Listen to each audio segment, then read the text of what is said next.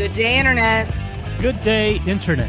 Oh, good day, Internet. Good day, Internet. Good day, Internet. Good day, Internet.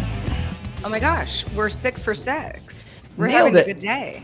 Yeah, nailed it. How's everybody doing out there? We are about to have a very, very fun episode of DTNS Live with the majority of our crew in Las Vegas for CES.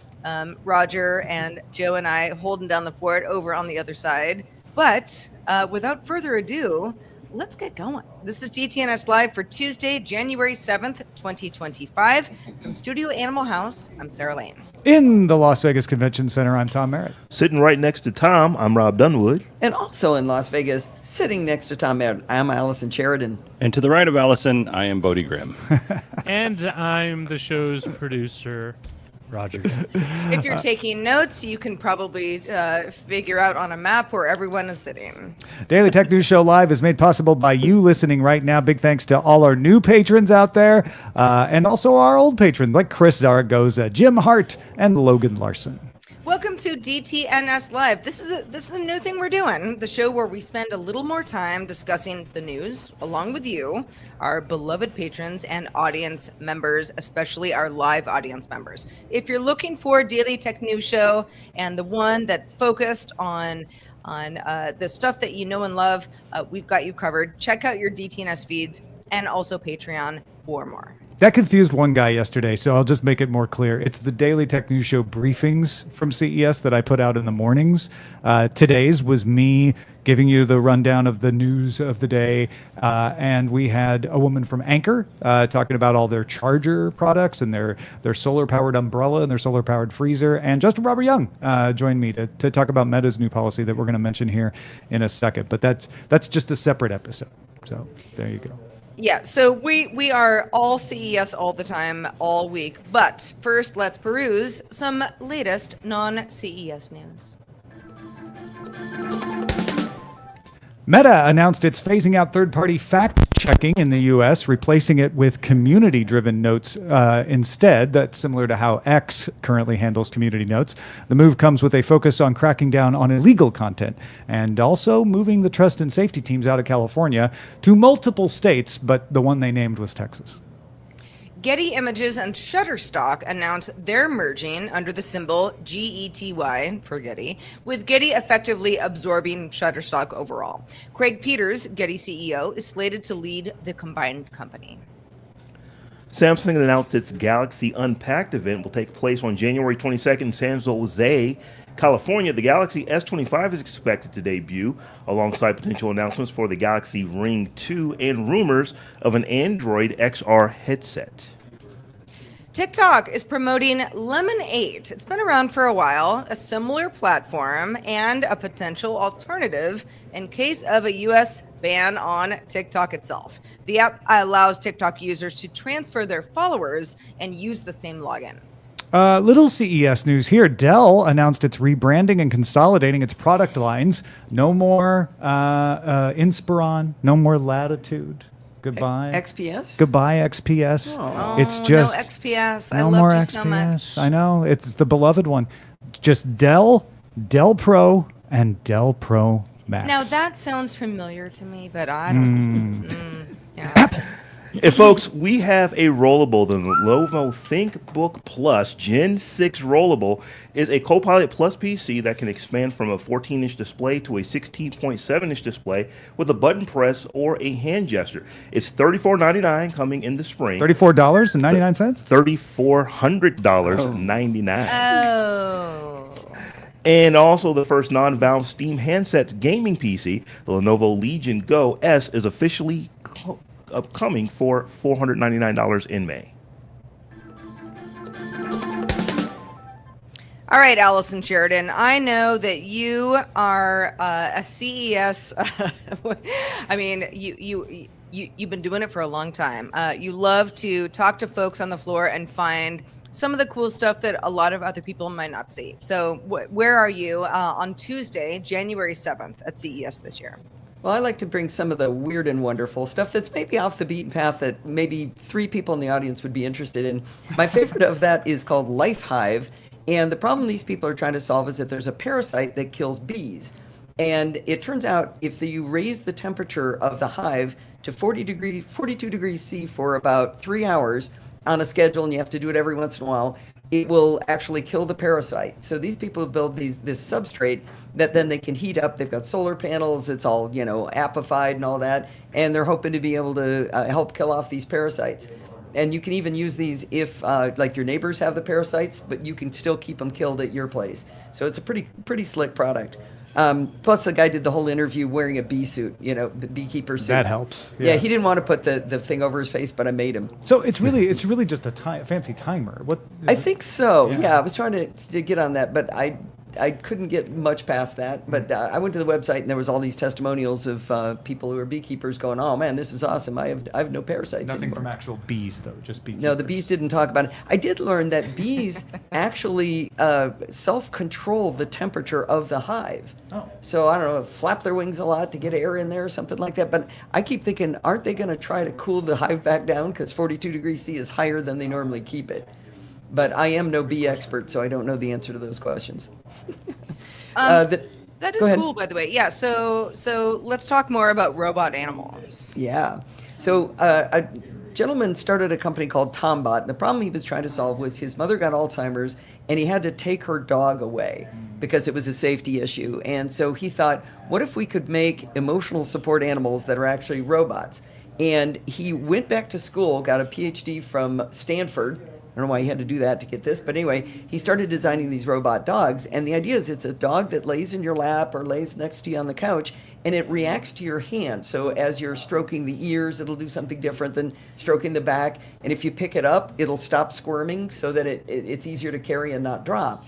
And he worked with the Jim Henson's Creature Shop to design things like the way the ears move on this little golden retriever are just, it's perfect. I mean, it really looked like a dog. It felt a little bit weird, but it was really compelling to watch. So no uncanny dog valley for you? No, and that was something I asked about. I said, it doesn't seem to give this uncanny valley thing. And he said their studies have been done that uncanny valley is intra-species, not in, wait, I'm getting it backwards, whichever one. Species is within the same species. Right. So yeah. if a fake Tom, at the Wax Museum here in Las Vegas would creep me out. He's staring at me right now.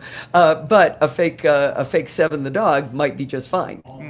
That's what he was trying to explain to us. It was pretty interesting. They've gone through a lot of iterations. So he had the dog's name is Jenny, had an older version of Jenny there, and the older Jenny looked a little creepy. I'm not going to lie, it didn't look quite right, but the newer one looked better, and it's still in alpha. They're not out to beta, but they've got 8,000 pre-orders already. So it's an alpha dog. Yeah, it's an alpha dog. Nice. I mean, Robo Puppy wouldn't replace, my beloved Otis, but I don't hate the idea of a Robo Puppy. Is also, this is what Larry asked for in the mailbag yesterday. So. Oh, really? Yeah. So. Yeah, we had mentioned a little bit about this Tombot. Yeah, How could I Tombot. forget? But I'm glad you brought the details on it today. Yeah, it was pretty interesting. Let me go mainstream for my final one. A lot of people on the show, I'm sure, have heard of iFixit. Oh, yeah. And so we went to the iFixit booth, and I basically just wanted to go over and go, "Oh, I love you guys. You guys are so awesome." But I ended up talking to the chief tool designer. I think his first name was Eric, and he talked a lot about the genesis of how the company started, and I thought it was really interesting because I brought up the fact that I was really happy. I had two MacBooks from two friends of mine. One had a good display, and one had a bad display, but the motherboard was shot. So I was able to take both of these apart, which is about 230,000 steps, get them both apart and put them one back together and have one good laptop when I was done. And he said that that's actually how the founder started. Was he had a broken hinge on a PowerBook. And he wrote to Apple and said, "I need to buy a new hinge." And they said, "We don't sell parts." So he bought a broken one on eBay, took it apart, got the hinge out of it, put it back into his MacBook, or his PowerBook, and then he sold the rest of it for parts and made 4 times his investment. And went, "Oh, there's something here." So that's actually how they started. They started buying old broken laptops and then taking them apart, and labeling them and selling them for parts. We talked about the different tools and the advances they've got in them, and they've got a little smaller pack than their original one that has every single tool. Doing a lot of surveys, they found out what are the tools just about everybody uses, and maybe you don't need like the static wrist strap, for example. And so they made a smaller one, so that's more affordable. My favorite part, though, was after we were done with the interview, we were off doing some stuff, and my videographer, Steve Sheridan, is sitting right here, and he noticed that the audio cable between the transmitter, or the receiver, and the camcorder was fraying, and it was starting to go. And we're like, well, that's an important cable. And he says, well, I got to go get a new one. And I said, no, I bet I know who can fix it. And he's like, no, there's no way you're going to be able to get tape around this because they have the shrink tube sleeving. And I go over there, and Eric goes, why, we have just the thing. And it turns out they have this silicone tape that you just wrap around it, and over a little amount of time, it just kind of melds into itself and becomes one solid piece of tape. Yeah. So it's not electrical tape. It's not an adhesive. No, but it becomes like an adhesive. Steve is actually going to do a live demo for us in the room. He's going to be able to show us the. Well, we're going to be able to see it. Yeah. Not everybody's going to be able to see it. But yeah, it just looks like blue electrical tape. Yeah, but it's just silicone tape. Yeah, That so it's goes around it. just keeping it safe. But it was just such a fun moment, and he loved that we came back for it and that they could be the guys. Oh, the other thing that they demoed was they have a USB-C soldering set. And so it's supposed to be able to make soldering much... soldering set. Yeah, so USB-C powered, and then it's got app control and things, and it's a lot easier, and maybe they're trying to make it where it's more approachable for people to learn how to do soldering. Yeah, that's nice. So it can give you some tips while you're soldering? I think so, yeah. That would be nice. Thank you, Bodie. Yeah. Yeah, you're welcome. So Allison, as a veteran of CES, is there anything you're kind of feeling this year as far as sort of the tech pulse? I know AI is obviously dominating the conversation, but anything you feel is just kind of different than before? Well, I was actually surprised that most of the people we talked to didn't bring up AI, or it would just be an in passing phrase. It wasn't like they were going, "Hey, we have AI." It seemed a little bit more natural. I did see more accessible tech there than I was expecting to see. A lot of medical tech, saw a lot of different solutions. There was a company that had a thing you stick to your chest. It's basically a home stethoscope, and it monitors your breathing. So if you have a chronic breathing problem, you've got asthma, for example, you could take a diagram basically that you can then send to your doctor, and they can actually listen and see the crackles or in even your maybe lungs. sleep apnea type thing. They didn't talk about sleep apnea because it's just something you hold on your chest for a little while to listen I see. to it. While you're alone. But to go back and forth with your doctor and be able to get maybe a better diagnosis and not have to make an appointment every single time something feels a little weird. Is it easy to move around? Because when you listen to lung sounds, you don't just listen in one spot. You want to listen to all of the lobes. So Yeah, it's just like a puck, and you set it on your chest in the different spots on your back and on your chest and everything. Oh. So yeah, I thought that was pretty interesting. So definitely more medical tech than I remember seeing. Yeah, it seems to be a growing trend. Yeah, with now we health haven't- tech and things like that. We haven't For been on sure. the show floor yet. Everything I've talked about, we've been to the press events, the early press events. Sure, and sure, We just sure. spent today Yeah. trying to find Tom's booth. Every year. Haven't been to CES myself in some time, but every year it's like, where are we again? It's an adventure. Yeah. Tom I'm says, same place last year. somewhere, in some sort of booth. All right, so Bodie, let's talk about what you've seen at CES and what has stuck out to you at this point. Okay, so we're going to start with Lightship RV, which is a very large tow-behind pop-up trailer. So it has a 78 kilowatt-hour battery with an electric motor on it. So what it's designed to do, I mean, this thing is super cool. It looks like a spaceship, but what the biggest benefit of the Lightship RV is it uses that electric motor to assist you when you're towing. So if you have an electric vehicle, your range goes right down into the toilet as soon as you start towing. So what this does is it gives you that little bit of extra boost to basically reclaim your miles, reclaim your range, and it's all kind of controlled. I was like, how does it know? Do you have an app? And he's like, Don't no. want to get ahead. Right. So there's sensors in the tow hitch, and depending on how much force is being applied, it gives you a little bit extra. And if you're going downgrade, it'll hold back a little bit, and it'll just kind of help control your descent. And this works with internal combustion engines. It works with EVs. So I know even if you have a big, F-250 and you're going up grade, it's going to be a slow climb. So it's a smart system within the RV itself. Within the RV Yeah, itself, yeah. and it's a pop-up. So when you're traveling, it goes down to like 7 feet or something like that, and then that reduces drag. Now, okay. when I asked what the drag coefficient is, it's basically 1. But he's like, it doesn't really matter because you have a big, truck in front of it, and that affects the drag coefficient. So Would it fit a smoker? I ask on behalf of Chris Ashley. Yes. it would probably fit a smoker. I don't know that you would want. This is a $250,000 RV. I'm not sure you fancy want to put a living smoker quarters. inside of it. Maybe one of these smart smokers you see on the floor that are tiny.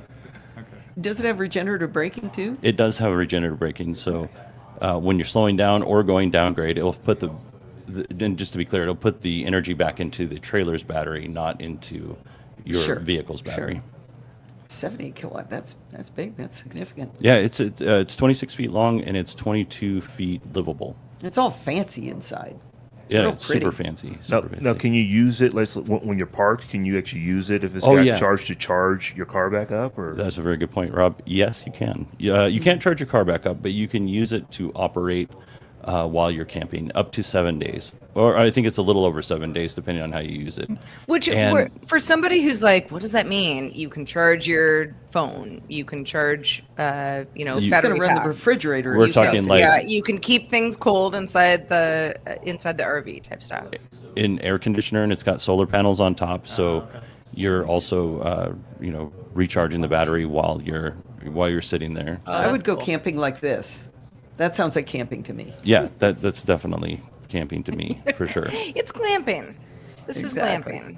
That's Glamping me with roughing it. wheels. Glamping is another trend on our CES coverage. I don't know if it's on broader CES coverage, but it came up yesterday. Yeah. Bodie, what else did you see at the show that has stood out to you so far? Okay, one of the areas that I think is really cool that I honestly don't think is going to go anywhere is the EVTOL.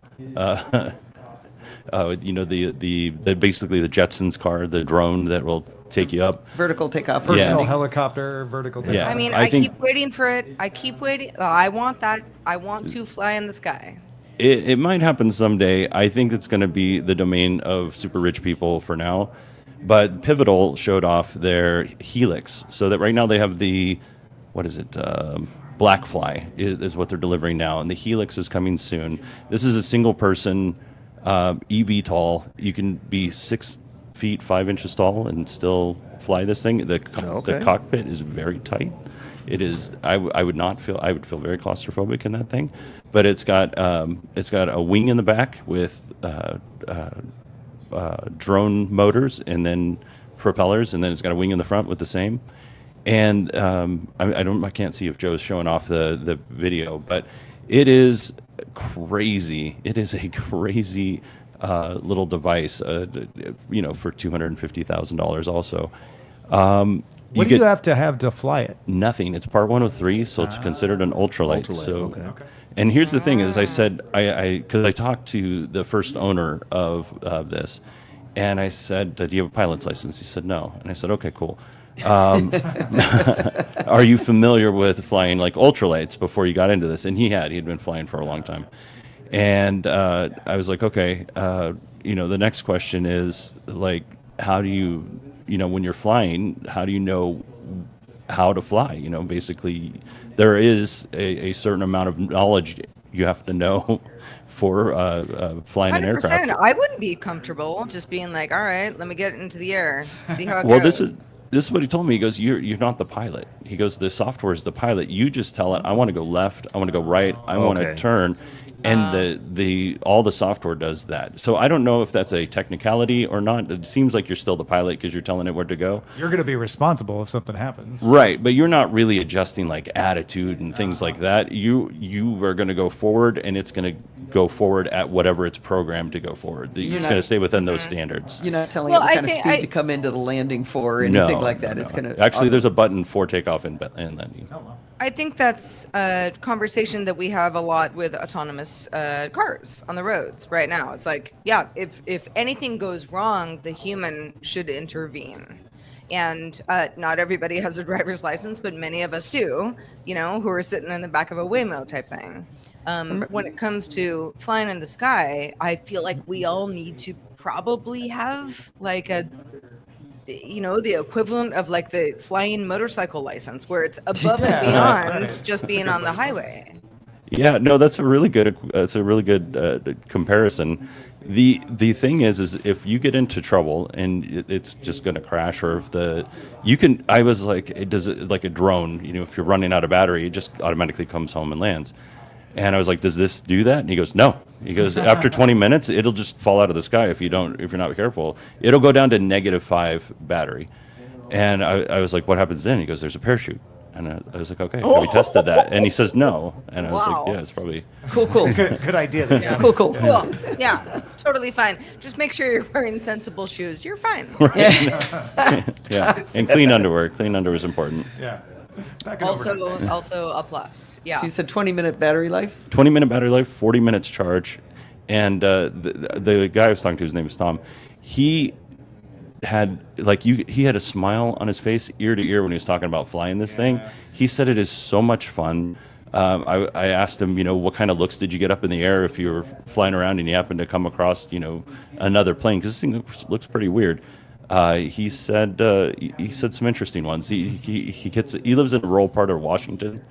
So, and the other thing I asked him is if this was one of those drones that they're flying over New Jersey. He said no. He said no. Yeah. So although I don't he may believe have him. been mistaken for one, it is not Right. that. Yeah. Right. Wow. Well, good stuff from you, Bodie.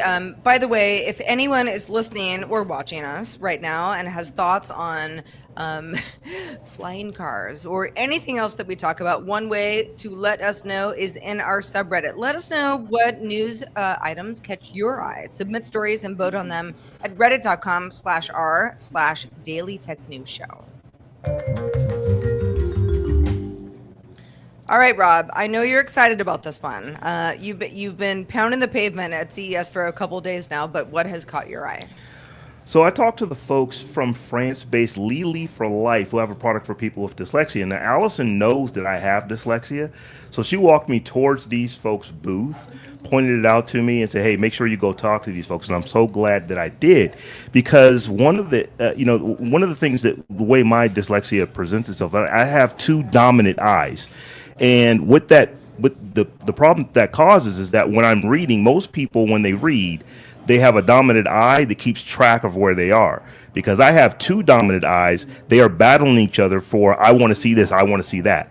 So what ends up happening is that I read and I'll be on one line and skip to another line and not realize it. Skip back up, skip back down. Oh, you're not going like left to right, right. Right. So I'll go 3 words to the right, then I'll go down a space, 1 over to the left, and then up catty corner to the right. It's kind of crazy, but it's like I don't generally read in straight lines. So if I'm reading particularly like paper books, I actually will use an index card or use my finger to just make sure I'm tracking so that I stay on the right line. And from I think the age of from 2nd grade until about 7th grade, I did all kind of therapy to learn how to read and to learn how to compensate.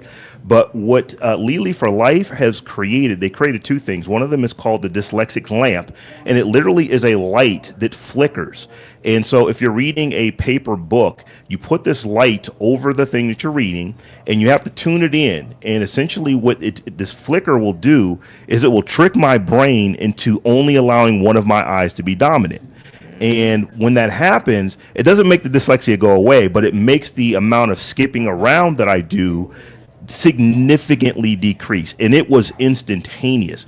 They also have an app for this. The app does the same thing, so instead of flickering light on top of a book, it's just flickering light in a screen. And that was even more just because I think it's a bigger screen and there's the light's probably more dialed into in my eyes. It was instantaneous. Tom and Amos were standing there watching me, and I almost got emotional because it was like I literally could read new text without having to have all the mental strain of trying to make sure I stay on the same line. I remember years ago I was on one of the shows where we were talking about books, and I was like, I never really read books for pleasure. It is like I read technical manuals, information. If there's information I want to get, I'll power through that. But for me, it has never been a thing where I would sit down and curl up with a book and relax and read. just because that is not relaxing. It is very straining. I literally have to concentrate hard to get through something without having to, without skipping around. And this product, it is truly amazing in what it does. It's not available here in the United States yet. They're trying to, to get licensed and to be able to sell it here. To be clear, I think it's the screen that isn't available yet, right? The computer screen, but the lamp is available here. The lamp is available now. It's been out for a couple of years. It's been out for a couple of years. The screen is not currently available. I think they said it's going to be out in the late spring, early summer. And I think he said that it was hardware based, that it was able to do this flickering. So the screen costs about double what a screen of the equivalent size. That's what I was would going cost. to say. Right. Like, could you change your refresh rate or something? Yeah, It sounds yeah, like so the answer is you- no. Yeah. Like on my monitor. No, you couldn't make your I monitor need do their this. monitor to be able to do the Because it's actually precise. flickering. Yeah, so Yeah. it's definitely it's a hardware monitor, but like I said, the dyslexia does not go away. But for me, I literally if I don't make myself stay on a line, I'll get 3 to 5 words in before I skip around. Jeez. And when I was Slow doing it this, down. I was literally able to get through an entire sentence. Like I said, it doesn't go away. There's still some. My gotta eyes work. still want to skip. Yeah. But it was. I mean, like I said, I got a little emotional because like, where was this when I was in the second grade? Yeah. Because when I was younger, it's like, well, everybody else can read. I can't read. So from kindergarten, first grade, second grade, I was memorizing the books. But once you get to about second grade, third grade, They it gets catch very on. difficult to try to remember this. So, I remember, my parents having the conversation with the schools and stuff like that, and they're saying, "Hey, something's going on. He's got a ridiculous memory, but he's not reading. He's memorizing the books from other kids reading, and teachers reading to me. I'm memorizing it, and I can that's imagine at that point, it's sort of like maybe your eyes. You just need glasses. Kind of thing. Like there are probably a lot of solutions that parents and teachers try to go through before they realize what's really going on. Right, and dyslexia was definitely around in the early '80s, late '70s when I was, the age when they figured it out for me. But it was still pretty new. It's not like today. So there was a lot of I'm not smart. I'm not bright because everybody remedial else is math, doing this thing. kind of stuff. And like I said, this does not. In the CEO of the company that we talked to, he said it does not take your dyslexia away. It just takes a bit of mental strain off of you when you're trying to read. Because I'm not just reading; I am reading and concentrating significantly so to stay on line with what I'm reading. If I can't actually take my finger and track or put a note card up or Yeah. something like that to track, so it's difficult. I don't relax when I read. I'm actually fairly stressed when I read. One other thing the CEO said was that typical eyes receive the signals slightly out of phase. Right. So it gets to one eye before the other eye, but people with dyslexia, it comes at the exact same time. Exactly. And that's part of the problem, and that's why the flickering is affecting it, is because it's making it get out of phase, which it should, which makes it easier to read. That's exactly right. Now, there's some benefits to that. Like I am sports ambidextrous because I have 2 dominant eyes. I can shoot left-handed, shoot right-handed, about the same. I play. I'm a right-handed person, but I play golf left-handed. I'd rather shoot a basketball with my left hand, and it's just because both my eyes are dominant, so I can shoot from either Your whole brain side. is that way. Are you emotional and logical on both sides? Let's cut you open and find out. I mean, But if yep. so, yes. So Let's study Rob's brain. this device, like I said, the lamp. Is what really impressed me, which is available. I honestly want to see if I can't get one. Just ship me one from France if I can get one, because I simply don't enjoy reading paperback books. Because it's so stressful to actually sit there and read it. I'd rather read it on the screen because I can change the font. I was showing Tom, right before the show, I actually make my text go across the entire length of the screen just so I have less lines to read, and then I space them out so that it's easier to just stay on one line where I'm not having to focus and do that. This lamp is giving me that ability without actually having to physically do it. So it is ridiculous technology that they have. And if anyone knows Bill Gates, the CEO of Lily for Life is trying to get a hold of Bill Gates. Bill Gates supposedly has dyslexia, so they want to get him this device. And the company, it is a for-profit company. They want to make money, but they want to get it into the hands of people with dyslexia to just basically try to ease and and give people a better way to read early on, from a young age. Because like I said, for me, I was in I had therapy from second grade until the summer right before seventh grade, where I learned all the tricks that allow me to actually read and get through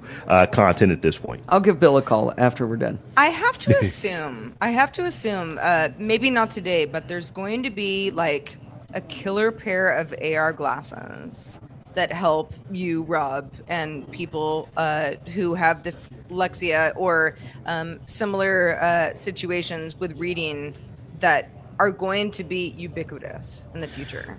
Yeah, and there are tons of tools that aid with dyslexia. For example, I use several different types of screen readers that will just present one word at a time very, very fast. So my reading is significantly fast when I'm just looking at one word at a time because my eyes aren't all over the place trying to find other words.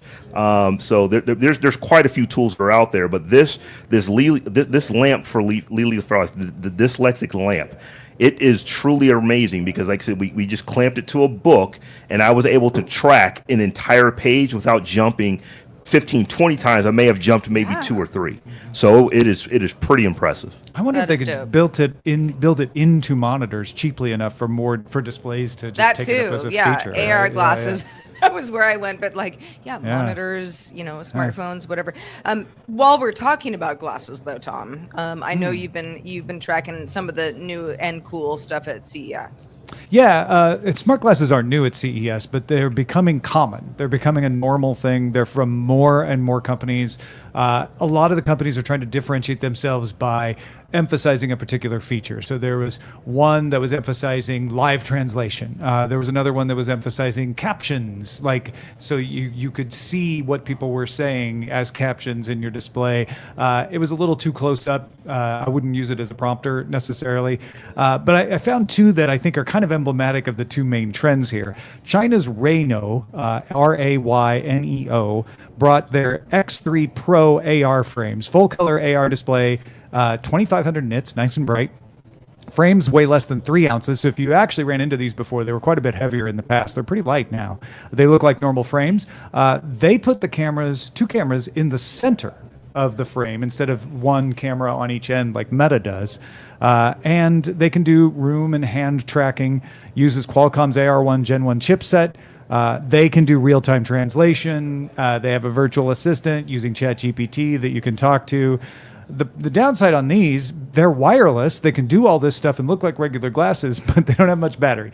Battery lasts 30 minutes, so you're not going to be wearing them for long. And they're expensive. The company says they hope to put them on sale later this year, and they would be around $1,500. On the other end, one of the OGs in this is X-Real. The X-Real 1 Pro is their new pair of glasses here at CES. Has the X1 spatial computing chip. So they could do spatial computing in the X-Real 1. The X-Real 1 Pro with the better chip delivers less blur, no flicker, 120 hertz refresh rate. The new chip does not rely on a connected device for the spatial computing, which the old one did. It can do all of it on the glasses themselves. Also has a 57-degree field of view, and it's a little bit lighter than the older one. You can pre-order the X-Real 1 Pro for $599. That's shipping in March. The X-Real 1, which was just announced a few months ago, is out of stock, but it's $499, and it will be back in stock soon. They're going to keep selling both versions of these. Now, the interesting thing about the X-Real is it's got a wire on it. So it is the version that is meant to be used as a monitor, but they're trying to say you can use it as a really good monitor. It can handle a lot of windows. It has a wider field of view. It's a 57-degree field of view in the Pro now, and it is able to plug into anything that can output a screen. I plugged it into my iPhone, and it was able to show my iPhone screen floating in front of me, and I could position that screen wherever I wanted. But they don't look like regular glasses. They're a little bit heavy. They've got a little bit of a hood on them, and they've got a wire hanging out of them, right? Because you're plugging them into something. They're not wireless, but they're a lot cheaper because of that. I tried out the X-Real glasses. I felt like it for sitting down, say, on an airplane, which is one of the use cases they use. They would be comfortable enough for a while, and I could be able to use them. Robb tried them out, too, with Spacetop, which is a software platform. If you've heard of Sightful was the ones that made the laptop without a display. They were just selling X-Real glasses with the laptop base, and you would just use the glasses as your monitor. Well, they got rid of that product. They couldn't sell enough of them, but they're still selling the software they developed for it. It's called Spacetop, and you tried that out, right? I tried it. It was really cool software because essentially I'm wearing the same glasses that Tom is talking about, and they corrected for my prescription. So they took my glasses, put them into a little machine so they could get my prescription, so they could change the lenses so I could see clearly. And once you put them on, I'm looking at literally 24 screens. It's like 3 rows of 8 screens, and you look here, you see a screen. You look there, you see a screen, and it's cool. The software is pretty responsive. So if you want to zoom in on one screen, you just hit a button on the keyboard, and now you're just looking at a giant screen as compared to a bunch of little ones. And it's translucent, so you can see through the screen, and you can dial that in as well, so you can determine what you want to see. You can look at other things. I don't think you're going to be walking around wearing these things. It's more like if you're wearing them, somebody comes up and talks to you, instead of having to take them off, you can just hit a button, and they, what you're looking at goes away, and you can look at the person without having the to take your Windows glasses D off. of smart glasses. Exactly. So it's pretty cool technology. I think it's going to be very specific use cases for someone who travels extensively. If you're on planes or trains a lot, and while you're on them, you're working and getting work done, and just your laptop monitor or your tablet monitor is not enough, this is going to come in, because what I did notice is that when you put the screens right in front of you, they are very clear. I mean, it looks like you're looking at a laptop monitor, and it's pretty impressive technology.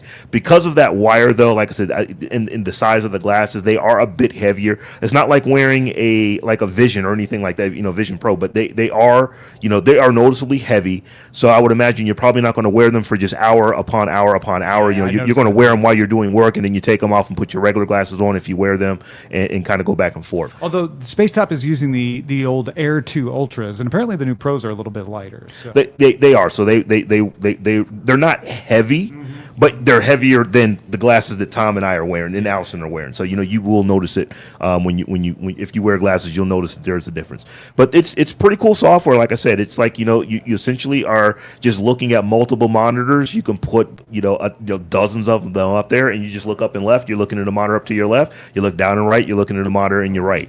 And one of the cool things was that there's a YouTube video that was playing in one of my screens. When I look at the screen, that actually brought the volume up, which is really cool. So it actually knows that I'm looking at YouTube. So it says, "Oh, let's bring that volume up on the YouTube screen," which I thought was kind of, "Oh, you know what I'm looking at? Let's give you the volume so you can hear the video." Yeah, that is one of the cool things about the X-Real glasses, and I'm assuming that's why Spacetop partnered with them, is they have really good tracking of room and hands. The Pros that I tried, you could do pinch gestures. So you could look at something and then pinch and grab an object and move it around in the space. You could do the resize, make something bigger and smaller. So the glasses are really good, which is why Spacetop is partnering with X-Real to take advantage of that hardware and then just maximize it. Can I break in with some dumb questions? Yeah. Is that allowable? Please. There is no dumb question. We'll see. I'm looking at the show notes trying to figure out the pricing on this. It looked like you were talking about something $500 or $600. And then it talks about Spacetop being something, a service that you rent on top of that. So the glasses, if you buy the glasses from X-Real, it's $499 for the ones or $599 for the Pros. If you buy Spacetop, you're buying the glasses and the software. But a subscription, it says. It is a subscription. $1,000 a year. No, it's $1,000, and you get a 2-year subscription. Yeah. Right. $1,000 a day. No, I'm just It says $950 for 1 year. Well, my Yeah. notes $1,050 for say 2 $950 for 1 year. Right. I Right. rounded to 1,000. That's buying the glasses and getting a year subscription. Oh, This is okay. not meant for informing Allison. This is meant for reminding Rob what the price is. That's why it's vague in the Okay. notes. But it's Okay. $950 if I got this right. Right. So when you buy it, Annually. you can't just get the software. You get the software and the glasses the first time, and then there's a software subscription that you continue to pay. So when you buy the glasses, you get 2 years, and then there is just a regular license fee that you pay yearly to keep the service after you've already purchased the glasses. So it's $100 a year after that 2-year subscription. Gotcha, Right. gotcha. Okay, that's smelling a lot better. But how come nobody's pointed out this is giving you spatial computing with pinch gestures, being able to see your computer screens, and it's roughly a third to a quarter of what an Apple Vision Pro costs? Well, it's still it has pretty. been pointed out now. Thank you. It's still pretty limited, though. I mean, it is basically just for multiple monitors. There's not a lot else you can That's do what with You it. could do People some really love games. about You, it, though. you were playing a game in it. Right. So Sure, but that's still a monitor type experience. It- But that does give you the option of saying that's the experience I care about, because that is actually the thing that excited me about Apple Vision Pro. But then the other stuff didn't really pan out. The as Apple much as Vision you Pro, hoped. I think to Yeah. your point, Bodie, Apple Vision Pro is trying to be the entire device, Right. whereas the X-Real needs to be connected to something else. It's Yeah. it's got a very specific use case. it is for people who need multiple monitors in a place where they cannot mount multiple monitors and they're doing work, because you have to have a laptop. In fact, you can't even close the laptop lid. The lid has to be open, so it is meant to be a monitor that you're connecting to your laptop or your desktop. I would imagine most people are using it as a laptop because they're taking it with them. So it's like that is the use case. We're going to allow you to wear a pair of glasses instead of having multiple monitors. You have a pair of glasses that have multiple monitors built into them. And the Apple Vision Pro is strapping a MacBook Pro to your face, basically. Right. Well, right?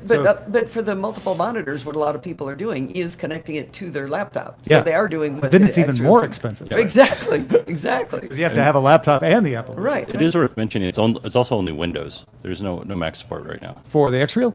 For not for X-Real, but for the other company. For Spacetop. Spacetop. Yeah. Oh. Where X-Real can do some stuff on its own, but it can't do the maximum multiple windows Right. that you're talking about. Right. Yeah. That's a good point. All right, before we get out of here, I wanted to get Allison's take, and because it's a car tech story, I also want to get Bodie's take. BMW's SVP of Connected Company Technical Operations, Stephen Durock, said that its panoramic iDrive touchscreen, which it showed off today at CES, it's a what did I say it was? Hexagonal or rhomboid? It's a rhomboid, like it's got angles in it. Touchscreen for your entire dash interface. Is coming to the new class BMWs by the end of the year. And Tim Stevens had the presence of mind while writing for Engadget to ask Durock about the rotary iDrive physical controller, the way you control an infotainment screen now. He says it's not there on the new class. You say that this panoramic touchscreen that's along the top of the dash is coming to other cars. What about that physical controller? And Durock said, we take a look at all of our data and usage. You can really see that usage of our rotary controller is declining dramatically. People don't even touch it. No. Now no. that's not him saying it's going away, but it doesn't sound good. But it sounds like if people aren't using it, I certainly wouldn't build the complexity. Yeah. in. And I know you're a fan of the physical controller, but it sounds like maybe you're rare. I don't Well, know. yeah, one of the things I've figured out is, like a lot of things, all people aren't exactly the same, as it turns out. So the thing I really want a physical control of is the air vent. I want to be able to grab something and move the air vent, make it be, turn the speed of the air blowing me up and down, up and down. I want to change the temperature. I want that all to be a physical control. I was talking to a friend of mine, Stephen Getz, and he says, Allison, I set the temperature in my car the day I bought it, and I haven't touched it since. And he said, but what I really want is a physical control for the brightness of the display in front of me. For when I'm driving on a dark road, I need to be able to dim that. And I said, I didn't even know cars could do that, Stephen. I've never done that. And then I talked to somebody else, like, no, but what I really need. And so what we've all decided is that what we need is some haptic buttons that are programmable for the driver. So I could have my haptic buttons that I can actually feel it, and I'm going to be able to change the temperature. He's going to change the brightness of that display. So I think that's the problem with it, right? Yeah. You could use that iFlick button we were talking about yesterday that's for the smart home, just put it in your car. Oh, yeah. Program it to do something for your car. Yeah. There you go. Bodie, you cover this space all the time. I'm just curious about your thoughts before we move along. I mean, love what you love. This is there was a little bit of a time when I like kind of waded into this with listeners and stuff, and it's people are so passionate about what they like and what they don't like. It's the great thing is like the Hyundai and Kia vehicles built on the GMP platform. They have a mixture of both. The Tesla's obviously mostly all touchscreen. You have a nice mix in the Ford products. I don't think anybody's not going to buy a Mercedes because it doesn't have a dial or because it does have a dial. So it's kind of Do you think the physical controller is going away, though? If it does, it's going to drive my wife up the wall because she hates my car, my Tesla. She hates having to go to the screen every time she wants to do something like change the direction of the. I mean, you can't even change the direction of the way the vents are blowing without touching the touchscreen. So. Oh well, sorry, We're agreed. physical We're all control different. folks. Yeah. We are all different. What we're not different about is the fact that we love getting email from you.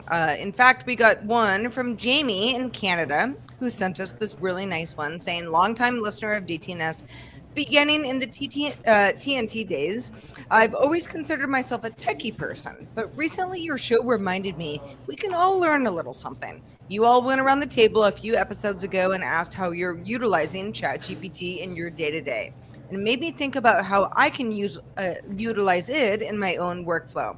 Fast forward, I'm now going to be using ChatGPT to generate some Python scripts to help me sort and tag and convert and process MP3 files, build and query a database, automatically track downloads and duplicates, all with little to no coding experience.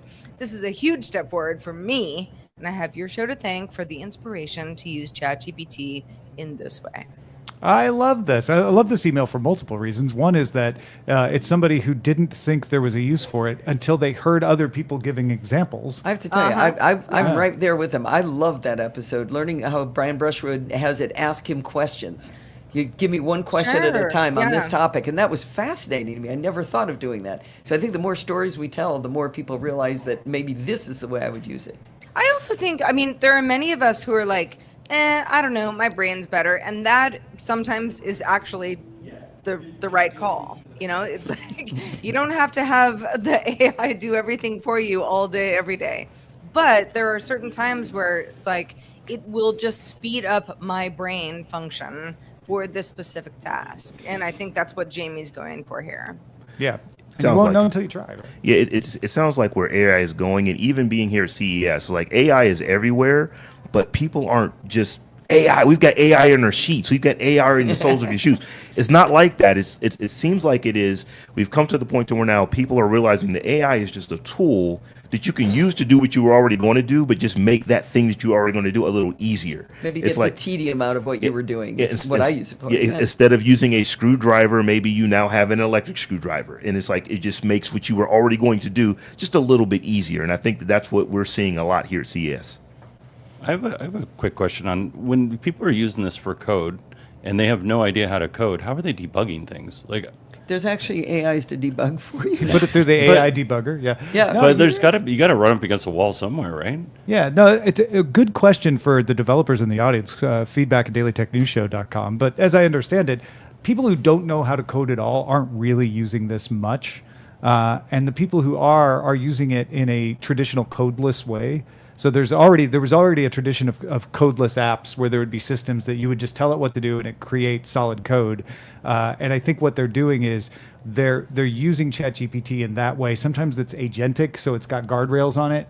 And other times they're running it to make sure it works. And maybe they're in some situations running it by a developer who just scans over the code and makes sure that it doesn't have any security vulnerabilities or anything like that. I did an article did a discussion on an article I read where they studied the reduction in hits to Stack Overflow as a function of when ChatGPT came alive. And Stack Overflow was already declining at a significant rate, but it fell off a cliff after ChatGPT was trained on Stack Overflow. So what we used to do in ye olden days is I want to write something. I was like, oh, how do I write a routine to do blah, blah, blah. I would go over to Stack Overflow, find somebody who told me how to do it, copy and paste it over to my code.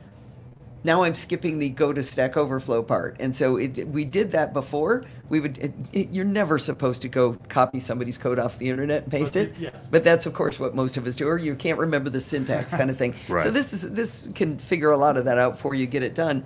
But what I was thinking was, why not say, now create a test suite for me to test whether my parameters are doing what they're supposed to do. And then you can start studying the test suite and work that in, and it's going to be able to find the bugs for you. It's my theory. I haven't tried it The other yet. answer that you kind of touched on is they just have bugs. Bugs and vulnerabilities. Yeah, Turns sometimes. out human code does too. Yeah, exactly. Yeah. Right. I just imagine there's way more. I don't know. I don't know. Maybe. I don't know that there is, and it'll be interesting to see if that changes as more and more of this rolls out. Yeah. Yeah. It seems like there's plenty of bugs to go around for sure. Well, we're not done here at CES, Sarah. No. Sorry. The show starts today. We're not coming back. As much as the few of you who are there who might be feeling a little, I don't know, tired, buck up, kids, because we got a whole week ahead of you. But yes, thank you to everybody who has been watching along, listening along with us. And as for the folks on the panel, Allison Sheridan, thank you to you. You are kind of the CES queen. I'm not going to lie. You kind of are. So let folks know where they can keep up with everything that you've learned and are sharing with the greater good. Well, one of the reasons I can be successful at CES is I am just the on-air talent holding the microphone. Behind the scenes is Steve Sheridan, is my videographer, and he takes all of the videos and then produces audio content for my audio podcast and puts out all the audio, the videos onto YouTube, which are then, we also embed them over at podfeet.com. So after we get back from the show, we'll start putting these out. We do them slowly because we're not breaking news kind of people. It's just, here's an interesting product. So you might see 2 or 3 a week. For months, you'll be getting content this way. So if you go to podfeet.com and click on the video button, you can get to all of Steve's videos and see what we've been doing. But he does all of the work from now on. I'm just like in vacation mode for the next 3 or 4 months. I'm always impressed with how you all work and how many interviews you get and how good they are when I hear them on the show. And I suggested to Rob, I was like, when we got to Unveiled on Sunday, I was like, just follow Alice and Steve around, and watch how they do it. And what was your conclusion, Steve? So we decided that we want to basically take Steve's essence and put it into an AI, and then put that AI into one of the many robots that we are watching and looking at troll around the place here at CES. And as long as that thing can carry a camera, It's got to be able to use Final Cut and everything to create the videos at the end. How do you debug the Steve robot though? you use ChatGPT. Okay. I've been asking myself that for years. But yeah, it's watching you two do a couple interviews. I've learned a lot. Allison has a really cool trick because people have a tendency to want to back up when you jam a microphone into their face. So you put a backpack behind them so that they cannot back up, and you got them trapped. Because I've had to chase people around. I Yeah. actually got that from Chuck Joyner of Mac Voices, by the way. He was my spirit guide in learning how to do this. So. Well, Bodie Grimm, such a pleasure to have you as well. I know you've been taking notes on the floor as well. Let folks know where they can see what you come away with from CES 2025. So I finally have a website that you can go to. It's 918digital.com. Thank you, Allison. I was For sick over the nagging last for like 4 years. I was sick over the last couple of weeks, so I laid in bed in my sick bed and made a website. You can go onto that website and you can see all the stuff I'm doing with Kilowatt, which I have lots of interviews with in terms of like electric vehicles, renewable energy, and autonomous driving. It's mostly a news site, but it's going to have a lot of CES content coming up. And then Rob and I have a big podcast called Beyond the Post, where we talk to creators, and that's also on that website as well. The website's not done yet, but it's got all that information on there. So if you're interested in what we're doing, 918digital.com. And you have a music podcast on there, too. Oh, yeah, I have a music podcast that I do with my buddy Chris when we're drinking. How cool. So, What is it What, called? Does that what involve kind of singing? like genre of music? It's Shuffle Playlist. So we just talk. It's called Shuffle Playlist, and the whole point of it is to do music recommendations. So, and it's my most successful podcast that makes $0 because we talk about music and nobody wants to advertise on it. But it dwarfs anything else I've ever done in terms of downloads. But it's a fun little thing. We release an episode here and there. It's not anything serious. Labor of love.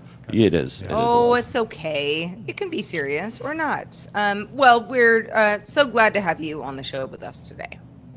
Thank you. All right. We always stream live for this show here, and people submit titles. If you're ever watching live, you can submit a title. You can vote on the titles from other folks. Showbot.tv/DTNS.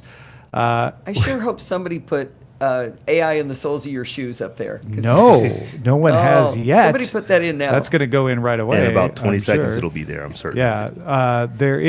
They're an ex-real looker. and also go to Dell.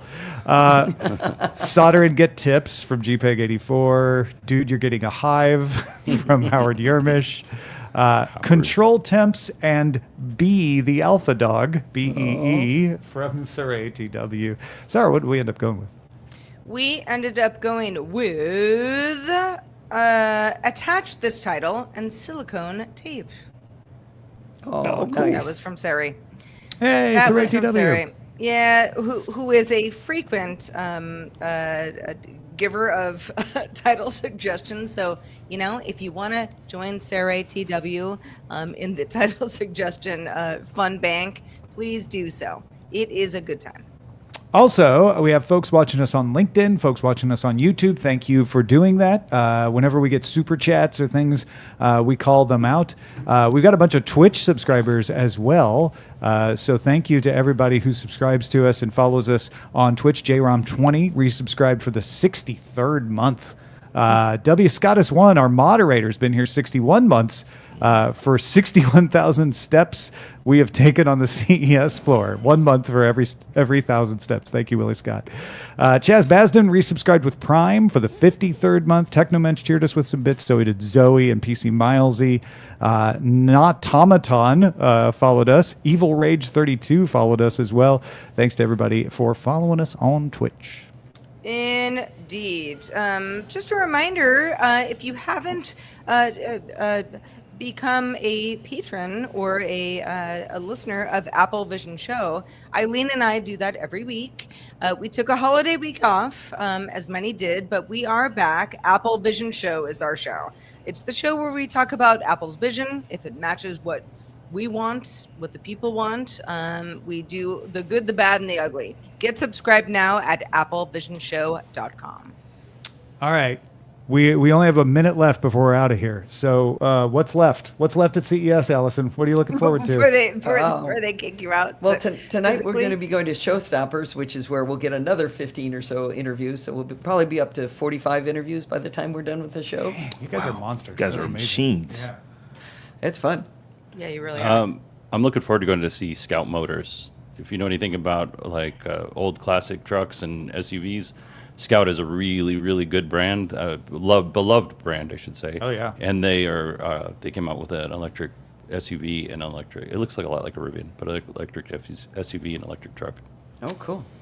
I'm taking the answer sleep. Rob, what do you got? Yeah, nap is Nap. the old man has kicked in. So yeah, Nap time? I'm actually still on East Coast time. I have not converted yet. So I was up at 4 o'clock this morning. Oh, jeez. Man. Just another reminder, too, that we are doing 2 episodes a day right now. So if you're only listening to this one, there is one that's in the feed called The Briefing. And that's got that big rundown that we used to do. We used to try to do all of it together in 1 hour, and it's kind of crazy. So that's got all the big announcements. What did NVIDIA do? What did AMD do? So check that out. That is a separate episode that is also available in your DTNS feeds. Go check it out.